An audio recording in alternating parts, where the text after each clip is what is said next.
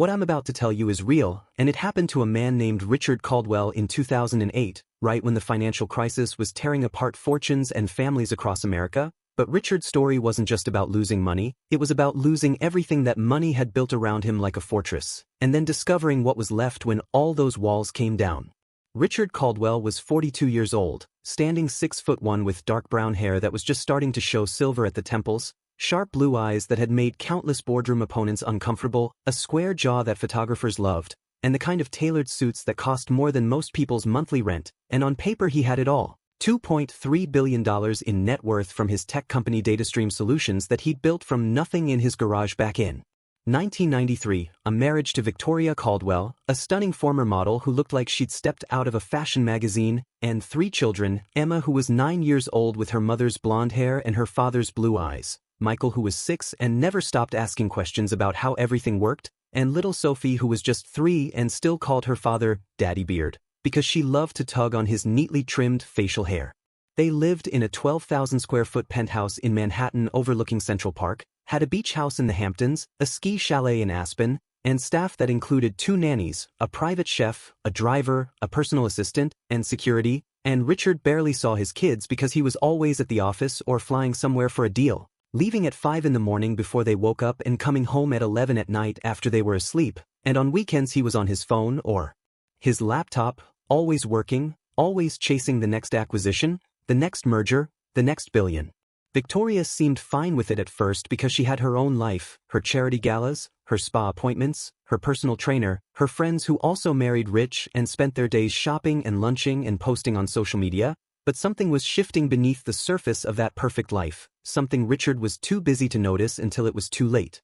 It started in September of 2008 when the stock market began its catastrophic collapse. Lehman Brothers fell, AIG needed a government bailout, and suddenly Richard's carefully constructed empire started to crack. DataStream Solutions had invested heavily in mortgage-backed securities because every financial advisor said they were safe, and when the housing market imploded, Richard watched his company's value drop from $2.3 billion to $800 million in a matter of weeks, then to $400 million, then to $100 million, and the free fall wasn't stopping.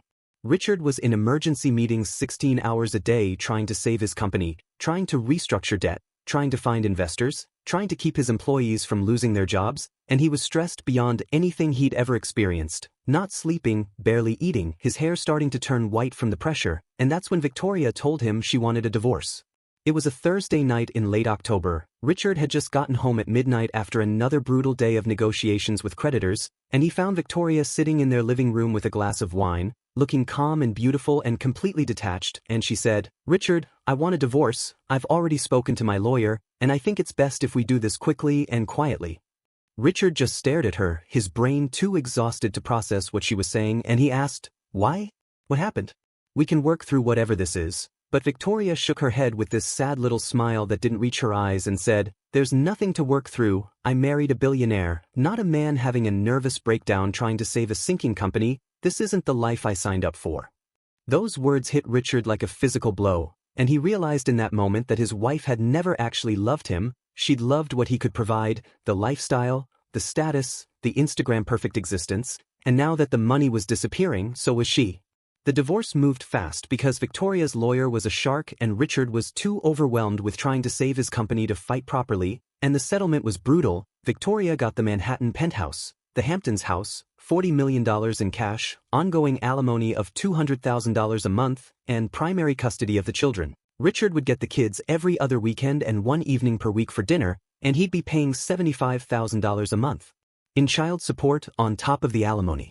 Richard signed the papers in November of 2008, sitting in a conference room with lawyers he could barely afford anymore, and when it was done, he walked out into a cold New York evening realizing he'd just lost his wife, his homes, his financial security, and worst of all, his children. Except for 4 days a month and 1 dinner a week, they wouldn't be his anymore, they'd be hers. Raised by nannies in a world where their father was just a visitor. By December, DataStream Solutions had filed for bankruptcy protection. Richard had to lay off 300 employees who'd been with him for years, people with families and mortgages who looked at him with betrayal and fear, and the company that had been his life's work for 15 years was sold off in pieces to competitors. Richard walked away with about $12 million after all the debt was settled. which sounds like a lot until you realize he'd gone from 2.3 billion to 12 million, losing 99.5% of his net worth in 4 months, and he still had to pay Victoria $275,000 a month between alimony and child support, which meant his remaining money would run out in about 3 years if he didn't find income fast.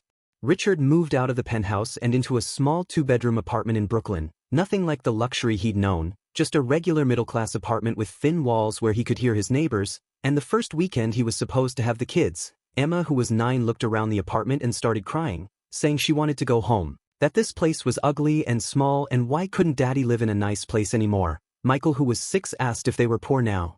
And little Sophie, who was 3, didn't understand what was happening and kept asking for Mommy. That night, after he'd finally gotten them to sleep in sleeping bags because he didn't have beds yet, Richard sat on the floor of his empty living room and cried for the first time since he was a child. He'd lost everything, and he didn't know how to be just a regular dad. He'd always been the provider, the success story, the guy who won, and now he was just a failure trying to figure out how to make mac and cheese without burning it.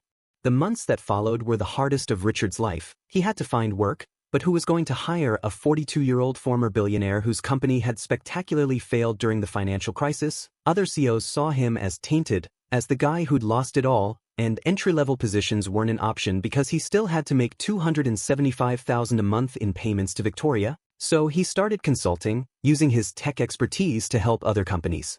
And it was humbling work, going from being the guy in charge to being the guy people called when they needed advice. And the money was okay, about $40,000 a month, which wasn't enough to cover his obligations, so he had to start dipping into his remaining savings, watching that $12 million cushion slowly shrink. But something unexpected happened during this dark time. Richard actually started being a father, not just the guy who showed up for photo ops and wrote checks, but a real present father, because he didn't have nannies or staff anymore. It was just him and his kids every other weekend and Wednesday evenings, and he had to figure it out. He learned to cook actual meals, starting with disasters like burned grilled cheese and undercooked chicken, but eventually getting decent at pasta and stir-fry. And even homemade pizza. He learned to do laundry after Emma informed him you can't wash red clothes with white clothes. He learned to help with homework, sitting at his small kitchen table with Michael working through math problems, and he learned to do bedtime routines, reading Sophie stories and staying with her until she fell asleep. Emma, his 9-year-old, was the hardest to connect with at first because she resented the divorce and blamed Richard for everything changing. She'd say cruel things like, "Mom says you're a failure," or, "I wish I didn't have to come here." And Richard would just absorb it, understanding she was hurting and acting out, and slowly, over months of patient conversations and actually listening to her, Emma started to soften. She told him one night that she missed him, that even when they lived in the penthouse she never saw him, and now even though the apartment was small and she had to share a room with Sophie, she liked that he was actually there, making breakfast, asking about her day, helping her with her school project about the solar system. Michael, the 6-year-old, adapted faster because he was naturally curious and actually thought the apartment was an adventure. He liked that he could walk to the corner store with his dad, something that never happened before because they'd always had a driver. He liked helping Richard cook, standing on a step stool at the counter cutting vegetables with a butter knife because Richard wouldn't give him a sharp one. And he started asking his dad real questions, not about business but about life. "Why did you and Mom get divorced? Do you still love Mom? Are we going to be okay?" And Richard answered honestly, explaining that sometimes adults grow apart, that yes, he still cared about Mom but they couldn't be married anymore, and that yes, they were going to be okay because they had each other. Little Sophie was just happy to have daddy time. She didn't understand money or penthouses or status. She just knew that when she was with daddy he gave her his full attention. He played dolls with her even though he felt ridiculous. He took her to the playground and pushed her on the swings. He let her help him make breakfast even though she mostly made a mess. And she loved him unconditionally in that pure way only a 3-year-old can.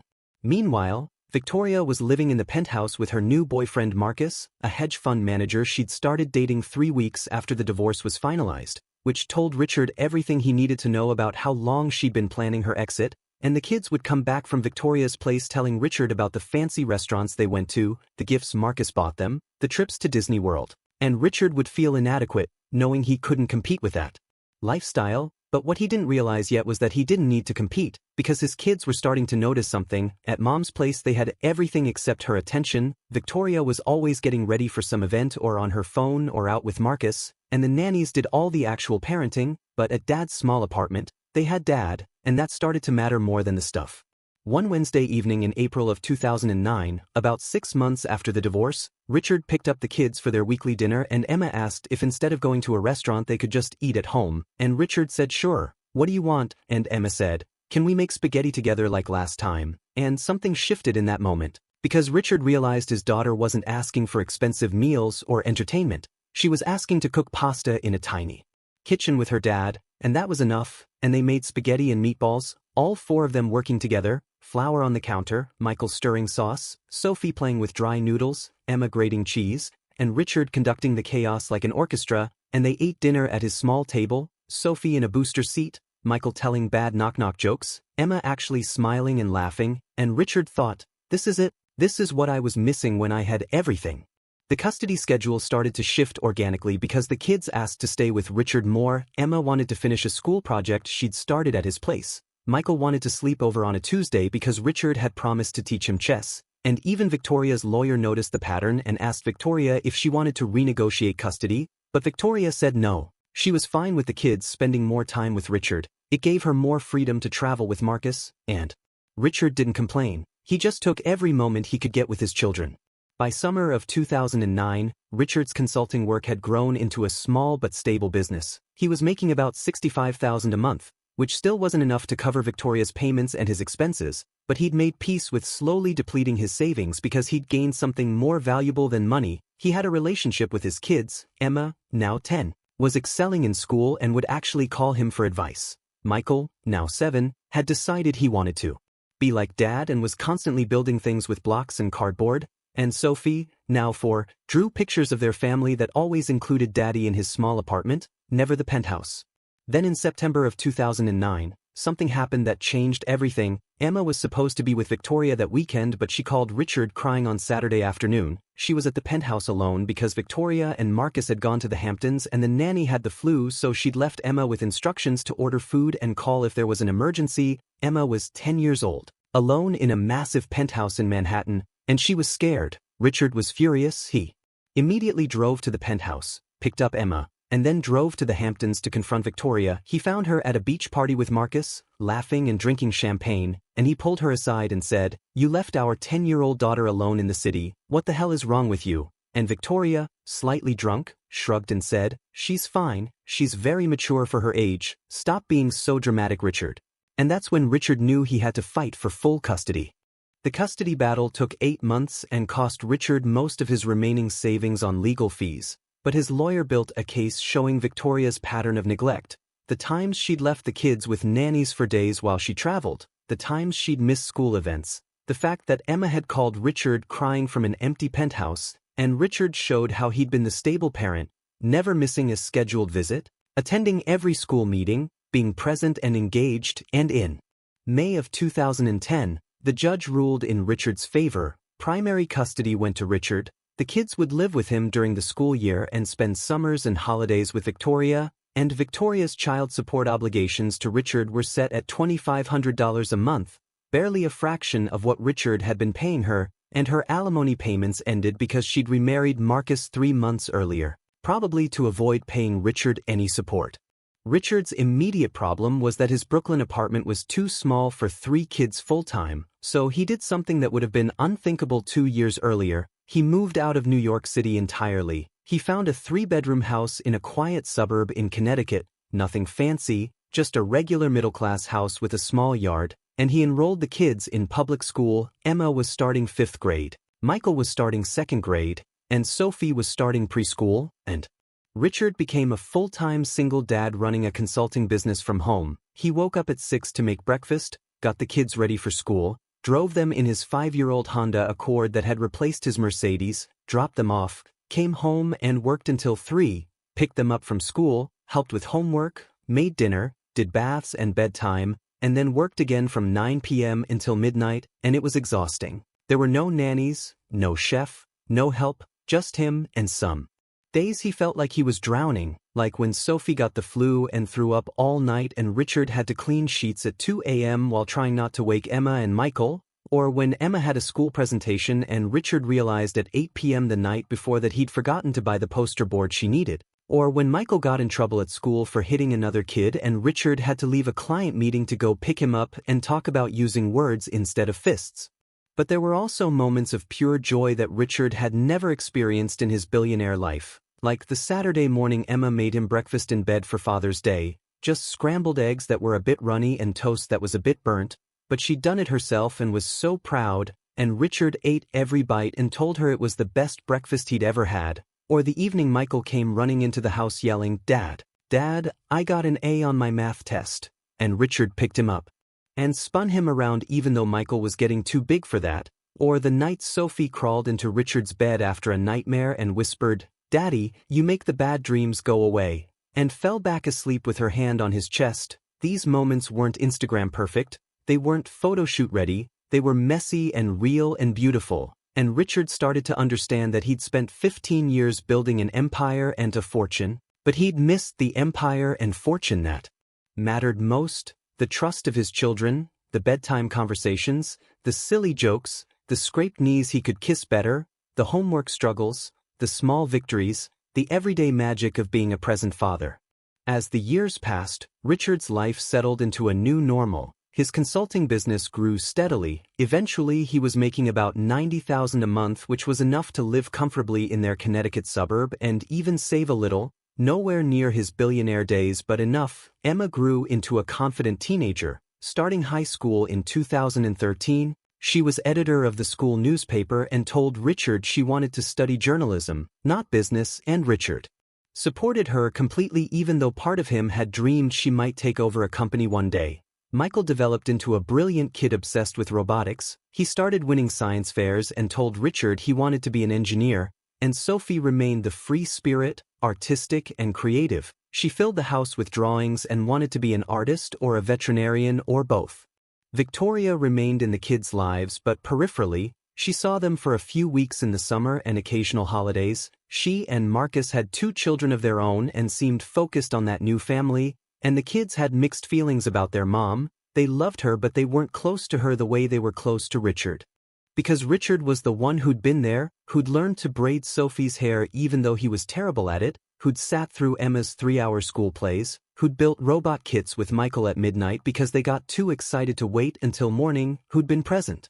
In 2015, something remarkable happened. Richard's old company DataStream Solutions had been bought and rebuilt by one of his competitors, and that competitor reached out to Richard with an offer. They wanted him back as CEO because they'd realized the company's value wasn't in the patents or the technology, it was in Richard's vision and leadership. And they offered him a salary of $3 million a year plus stock options. It was a chance to return to the top, to be billionaire again, but there was a catch. He'd have to move back to New York City and work the same killer hours he used to work, 80-hour weeks, constant travel. And Richard actually considered it. He sat his kids down. Emma was now 16, Michael was 13, Sophie was 10, and he explained the offer and asked what they thought, and Emma said, "Dad, do you want to do it?" And Richard honestly didn't know. Part of him missed that world, the power, the success, the respect, but Emma continued, "Because if you want to do it for you, then we'll support you, but if you're doing it to give us a better life or make up for what we lost, don't.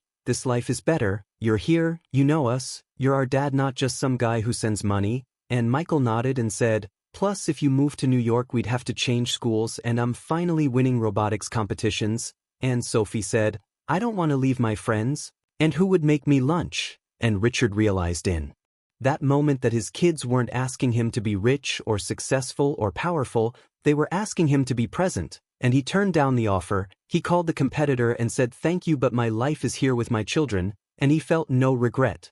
The years continued. Richard's little house in Connecticut became the center of his universe. It was where Emma brought her first boyfriend and Richard had to resist the urge to intimidate a 16-year-old kid. It was where Michael built his award-winning robot in the garage and Richard stayed up helping him troubleshoot code. It was where Sophie performed elaborate backyard plays with her friends and Richard was the only dad who always attended. It was where holiday dinners happened, just the 4 of them, or sometimes with the few close friends Richard had made in town, normal people with normal jobs who didn't care that he used to be a billionaire.